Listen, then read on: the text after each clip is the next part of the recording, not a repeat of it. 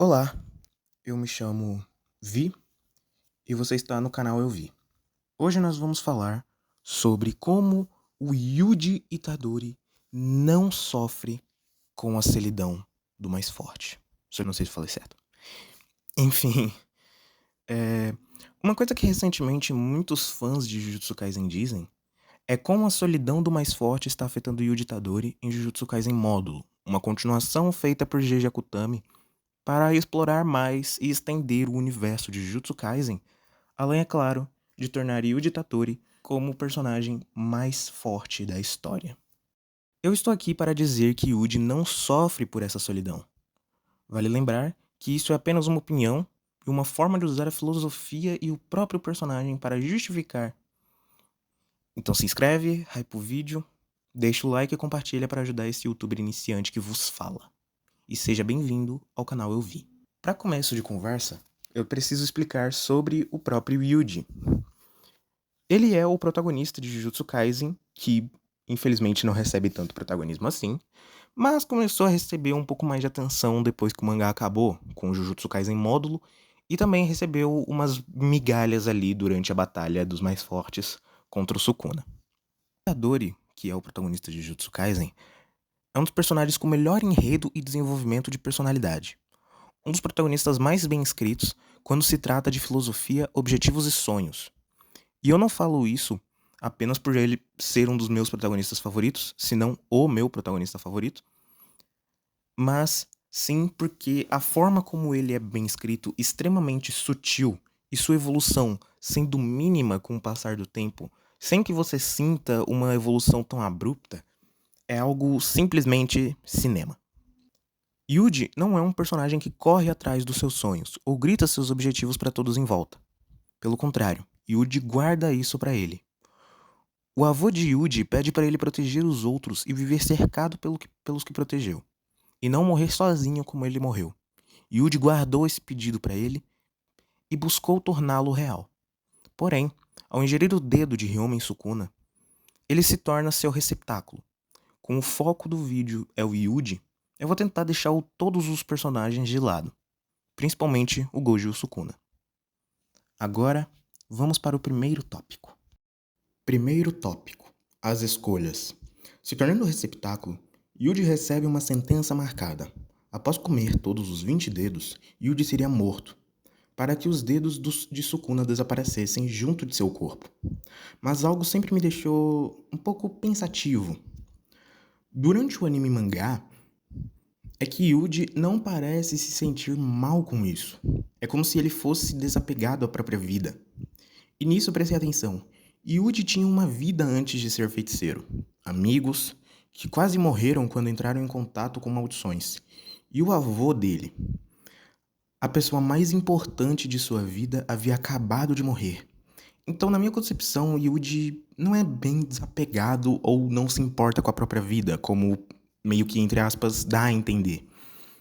Mas sim, ele percebe que ele já não tinha mais nada. Se ele ficasse vivo, as pessoas correriam riscos e ele já perdeu tudo que era importante para ele. Esse ponto é dito no começo do anime, mas a maioria dos fãs meio que ignora esse lado. Sendo que é algo extremamente pesado e triste se você pensar com mais atenção.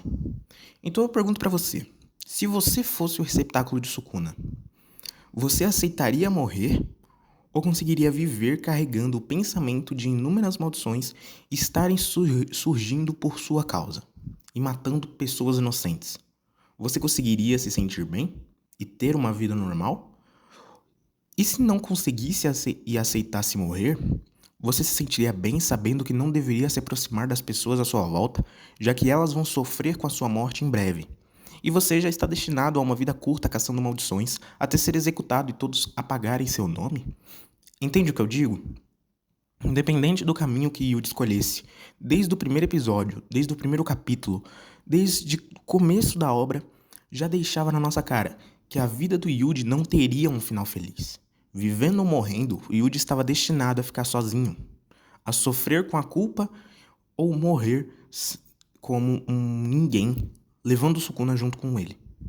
Se repararmos bem, o Sukuna até salvou Yuji, já que saindo do corpo do garoto, Yuji absorver os dedos e morrer não seria mais seu destino. O objetivo agora é matar o Sukuna. Mas Yuji ainda carrega o fardo de tudo que aconteceu, o massacre de Shibuya. Falando em Shibuya, vamos para o segundo tópico. Segundo tópico, mortes. Durante o arco de Shibuya, Yuji Itadori passa pelos maiores eventos traumáticos que ele poderia ter. Sinceramente, para mim, o arco de Shibuya é para Jujutsu Kaisen como o eclipse foi para o mundo de Berserk. Uma noite horrível que marcou o protagonista e fez ele preferir a morte do que viver com aquele sofrimento. Em Shibuya, Yuji passou por várias mortes.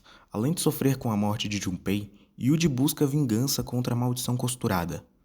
A culpa de não ter salvado Junpei corrompe e destrói os sentimentos de Yuji, o que mostra que ele realmente queria salvar a todos. Porém, Mahito queria esmagar esse senso de justiça. Yuji ainda está superando a morte de Junpei. Ele passou pelas fases do luto de forma bem discreta, digamos assim. Choque. Em todas as mortes, Yuji entra em pânico. Sem reação, ele assiste parado, pois não tinha mais o que ser feito. Todos já estavam mortos. Negação.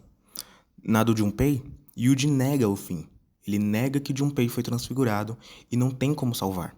No genocídio feito por Sukuna em Shibuya, Yuji não nega, mostrando que ele já sabia que não tinha salvação. Mostrando a evolução do personagem. Raiva. Quando Junpei morre, Yuji fica muito puto e arregaça o Mahito no soco. No genocídio, ele fica com raiva e manda Sukuna morrer. Na morte do Nanami, Yuji grita com Mahito, mas a Nadobara ele apenas aceita. Ele percebe que não tem o que fazer e não faz nada. Ele não grita, não fica mais forte, ele chora, mostrando mais uma vez a evolução de percepção do personagem de forma discreta. Depressão. Nessa fica mais perceptível, usando a Nobara de exemplo. Quando a Nobara morre, ele entra em curto. Ele não bate, ele não grita, ele chora e aceita o fim. Ele não conseguiu superar o luto do Junpei, de Nanami, e nem do genocídio, e ainda teria que lidar com mais uma morte. 3 massacres em menos de 2 horas. Isso devastou a mente de Yuji, em que para ele morrer era mais aceitável do que viver daquela forma, pedindo para Mahito matá-lo. Aceitação. Yuji aceita a morte de seus companheiros.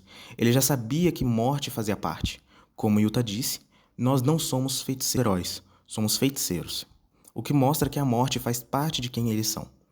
Eles vão ter mais perdas que ganhos. E naquele momento Yuji já sabia disso. Fora que eles estavam em uma guerra. Ninguém teria tempo de reagir ou sofrer no meio de uma guerra. Isso acontece com Yuji em Shibuya. Ele para sofrer durante a guerra. E o resultado? Mais mortes acontecem. Mais sofrimento? Ele entende isso. Enfrentou Sukuna sofrendo em silêncio. E o mesmo vale para a morte de Chozo. Yuji não teve tempo para sofrer, pois ele estava no ápice da guerra. E mesmo assim, ele estava prestes a colapsar. Mas novamente, o todo chega novamente para salvar o nosso Gold.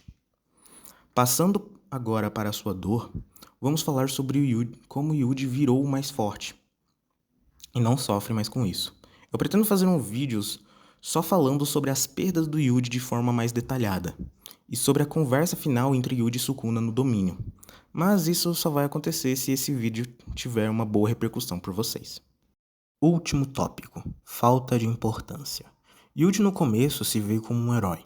Ele acha que conseguiria salvar todos e curar as feridas dos humanos se morressem com Sukuna.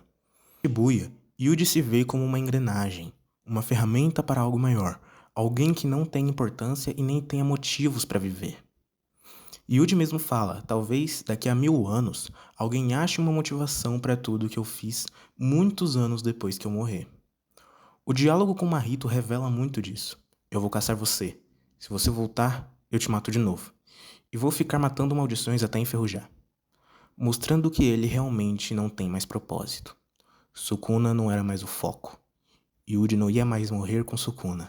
Ele ia viver com Sukuna guardado até morrer em uma luta de causas naturais. No jogo do abate, Yuji percebe que não é um herói, nem uma engrenagem ou um assassino, mas sim um feiticeiro. Ele não tem uma importância significativa, mas também não é apenas um objeto descartável. Ele tem um dever a cumprir, pois é necessário, por enquanto. Em Shinjuku, Yuji se vê como Sukuna, uma pessoa que nasceu amaldiçoada e destinada a sofrer. Apenas um poderia viver com o outro. Yuji não se vê como uma engrenagem e nem como feiticeiro. Ele se vê como uma pessoa condenada à desgraça com poderes absurdos. Isso, inclusive, retrata muito sobre a vida de Yuji, pois Yuji só foi concebido justamente para servir apenas como algo, um ser descartável. Ele nasceu condenado à desgraça. Isso porque o Kenjaku, quando deu a luz a ele, só deu a luz a ele justamente para cumprir o seu objetivo. O Yuji não era importante. Ele só tinha que existir para um objetivo do vilão do anime.